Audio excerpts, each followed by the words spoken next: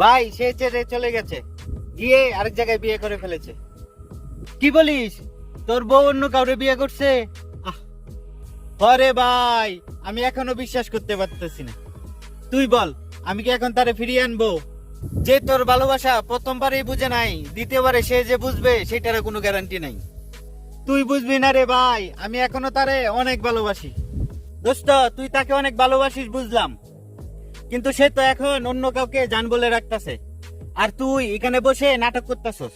ভাই, কপালে নাই তো এটা বলে ছেড়ে দে, সময় হলেই তোর আসল জান তোর কাছে চলে আসবে ইনশাআল্লাহ।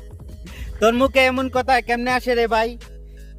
কারণ আমি তোকে অনেক ভালোবাসি রে ভাই। কিন্তু চিন্তা করিস না, আমি কিন্তু তোরে বিয়ে করতাম না। সব সম্পর্ক পূর্ণতা পায় না, কিছু সম্পর্ক ছেড়েও দিতে হয়, তাই নিজেকে ভালোবাসুন।